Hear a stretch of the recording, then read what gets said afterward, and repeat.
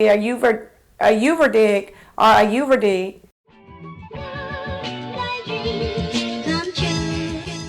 What's up, guys? Thank you so much for tuning in for another Hawkins Corner. So today on Hawkins Corner, I am going to do my own DIY Ayurvedic oil. So if you've never heard of Ayurvedic oil, I basically follow a lot of YouTubers and am in a lot of natural groups on Facebook.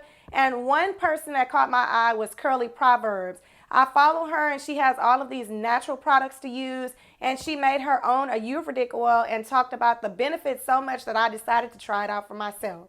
If you've never heard of Ayurvedic or Ayurveda or anything like that, then you probably are wondering, like, what the heck is that? So it is actually a holistic healing system that originated in India over 3,000 years ago. And if you look at many Indian women, you'll notice that their hair is really thick, luscious, and long, like sweeping the ground. So this system actually relates to their hair also.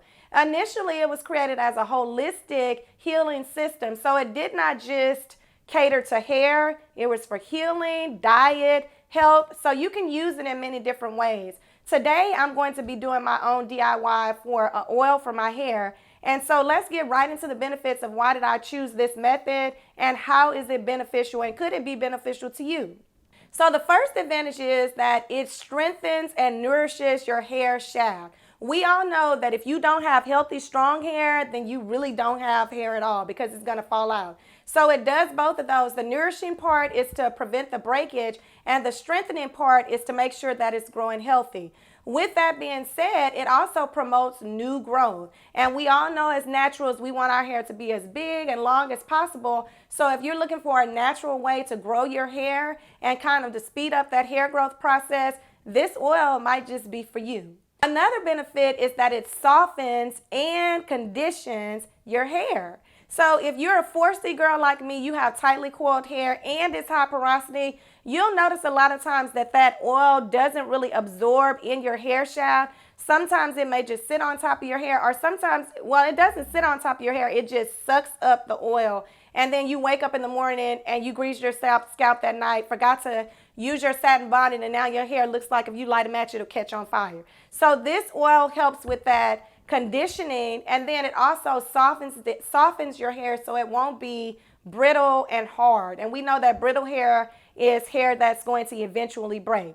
Another thing about Ayurvedic oil that's a benefit is that it protects your hair from the harsh effects of the sun and just the elements outside in general. So the sun can be very drying. We know that it can harm your skin, so the same thing with your hair. So it protects it kind of like a sunscreen for your hair, so to speak. An additional benefit is that it enhances blood circulation.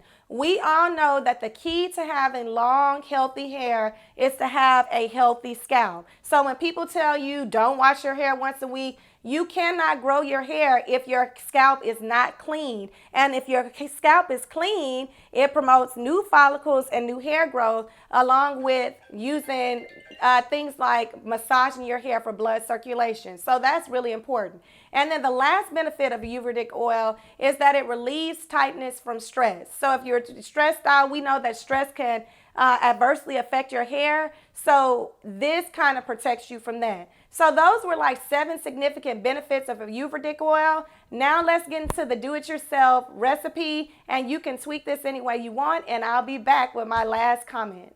Alrighty, so here are the products I used for my Ayurvedic oil. Organic amla powder, pure henna powder, extra virgin olive oil, sweet almond oil, virgin coconut oil, rosemary, peppermint oil, Jamaican black castor oil, and tea tree oil. No, I'm not going to leave you hanging. I'll tell you the benefits of each during the recipe. The first thing you want to do is create a double boiler. That means that you have a pot with some water at the bottom and then another pot or bowl on top of that that's heat resistant. This will help the ingredients to melt together gradually and not cook too fast or kind of burn. So your options are you can actually start the water to warming up while you're doing this process so that it can start melting immediately, or you can wait and do it all at the end. So I'm putting a measurement of coconut oil into the bowl, and coconut oil is really good for dandruff, for treating dandruff and promoting scalp health. I think that the coconut oil may be counterproductive to my hair, and my hair doesn't like it because it seems as though coconut oil sometimes dries my hair out, and I don't have issues with dry scalp. So please comment below if you know anything about coconut oil and if you think that that is the one product that is causing my hair to be really dry. All right, next up is extra virgin olive oil. My hair loves extra virgin olive oil if no other oil, and this is great for strengthening your hair. If you have breakage, it repairs it, and then it's a great moisturizer, especially for 4C hair, and it gives you that shine that you want. Now, this is kind of like a heavier oil, so check your porosity before you use this oil, but like I said before, it's very moisturizing to my hair, and I'm gonna pour that in next. And the next oil is also one of my favorites, and it's a go-to oil. It's sweet almond oil. And sweet almond oil basically increases shine just like olive oil does, and it strengthens the hair. And then I noticed that most of the things I used are very good with dandruff if you have dandruff problems. It's also a sealant. So because I'm 4C high porosity, when I use this on my LCO or lock method, it works wonders to keep my hair moisturized and seal in my moisture. So the next one is henna powder, and this is something new for me, so I'm just trying to make the concoction to my hair. But henna is getting great reviews with naturals because it nourishes the scalp, it restores your pH if your pH is off, it makes your hair silky and smooth. It also helps to stimulate growth, of course it fights dandruff, and it's supposed to repair damaged hair. I've heard so much about fenugreek seeds, so this helps to combat frizz for us 4C women, and it also promotes shine and softens. Now, if you use this by yourself, it does smell like maple syrup, so I wanted to use it in like a spray, but I don't want my hair to smell like maple syrup, so I may mix it with some other essential oil like peppermint oil for the smell. I've heard a lot about amla powder, so this is organic amla powder, but it's supposed to strengthen the scalp and hair, reduce premature graying, and then it also helps to stimulate hair growth and reduce hair loss. So I'm not sure if it was the amla powder with the henna powder, or was it the coconut oil that is kind of drying out my hair. Next, I'm using black Jamaican castor oil. The darker one has the most nutrients, and it has omega-6 and 9 fatty acids, which are great for nourishing and strengthening your roots and your scalp, and it also promotes blood flow. So I'm putting quite a bit of that in there because I need it to encourage and strengthen my hair, and it also works to prevent thinning and thicken your hair up. So after I do this, I'm going to add 2 essential oils, the tea tree oil and the rosemary oil. Tea tree oil, it has antimicrobial and antiseptic properties which help remove buildup to promote oxygen, which promotes hair growth, and it's also a good moisturizer and cleans the scalp. And then I'm going to add rosemary, which is something new that I'm trying out. And rosemary is supposed to stimulate hair growth and also prevent premature graying and dandruff, and I'm using it for the purposes of obviously stimulating hair growth and just putting a few drops of that. Next up is an oldie but a goodie, peppermint oil. And peppermint oil basically increases circulation, which is that little tingly feeling that you feel, and it prevents hair loss. I wish I would have put a few more drops of that in because I like feeling the tingly feeling, but that is going to be the addition of the peppermint oil. So once you add all of your ingredients, you want to stir it all together, and you want to do a continuous stir to make sure nothing scorches or burns until everything has melted up into the bowl. And when everything melts, I leave it on for about 2 hours. So I had my temperature at kind of like a low simmer, so I did stir, but you don't have to continuously stir the whole time. And this is going to be the finished product. It looks like a really dark version of chocolate milk. And so the longer you let it ferment and heat like that, the more benefits you get out of the products that you have put into it. So you definitely don't want to do a rush job because you're basically not getting all the benefits.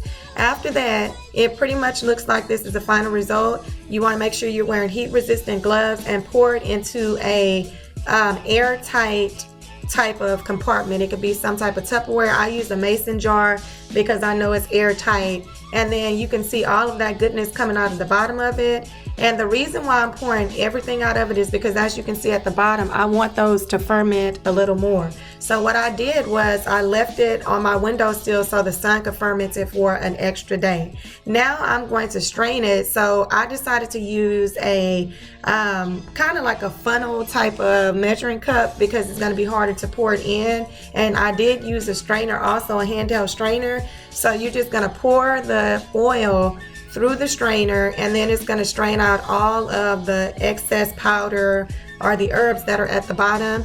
And then once all of that is out, you'll see that you're left with all of the good stuff at the bottom. So my question to anyone who's ever made a Ayurvedic oil is there any way that you can reuse at least the fenugreek seeds, or have we just totally maxed out all of the benefits of the fenugreek seeds? So please leave your comments below, because I'm curious and I don't like throwing stuff away. So I'm like, is there any other way we can use that for the benefit of the hair? And then I just left that strainer over the cup to make sure that all the excess oils came out, because I wanted to make sure I got all of it. And then I'm going to transfer that all to my applicator bottle. Now, I did not know that it was going to make this much oil. So what you're about to look at is me pouring it in the applicator, but I have quite a bit of it left. So a good rule of thumb is that if you have more than enough, as long as you have other mason jars, then you can always go back and add, you know, the rest of the product to those mason jars. Or if you have another applicator bottle, I chose to do the mason jars because it's airtight. And then that pretty much is the gist of how to make a Ayurvedic oil. So the great thing about it is that it's customizable. Mind you that this is my first time, so I'm hopefully going to hear comments from you all about products that are great for high porosity 4C hair. All right, guys, so that's the end of the DIY. Hopefully you enjoyed it and it was informative. I do have a question for you, so please leave your comments below. I noticed that the oil is supposed to be nourishing, and I've been using it for about a week. My first time I used it as a hot oil treatment, and my hair did seem a little dry and rough that morning. I did an overnight hot oil, and then I did my wash day. The second way that I use it is that I use it to oil my scalp every other day, maybe 2 to 3 times. Well, this is my first week using it. And I noticed that some portions of my hair still seem a bit dry. I do spritz it with water before I initially put the oil in my hair, scalp, or on my ends, but I'm really not getting that super moisture feel that I want. So I'm thinking that maybe it's the coconut oil, because my hair really doesn't take to coconut oil that well. But if you have any ideas of anything that I put in this recipe that is not the best for 4C high porosity hair, let me know. Or if you have products that would penetrate and my hair can retain moisture, like oils that I can add to it or anything like that, leave your comments below also, because you all rock with the community and you help me out a lot. Thank you guys so much for helping me out. So I need your help with where did I go wrong and what seems to be kind of drying out my hair, because the oil is kind of greasy and oily, so it should penetrate, but I feel that something was put in there that it's working against my retaining of the moisture. So that pretty much is it. Second thing is, I have a natural hair group on Facebook. So I started a natural hair group on Facebook called Natural Girls Rock. So make sure you head over there now and subscribe to that group. The point in the group is for us to share our different benefits of different hair products and how to create natural hair products, everything natural hair, to serve as like a support unit. So if you would like to join the group, I would really be pleased and very happy if you could go over there and join the group, and then share your thoughts, start posting things that will help people with different hair types. Thank you guys so much for watching. Make sure you like, share, subscribe, and follow me on social media. And make sure you click on that notification button so you'll know when my next video is hidden. Also, make sure you always leave your comments below, because your comments are very important. And I'll see you guys next time on Hawkins Corner.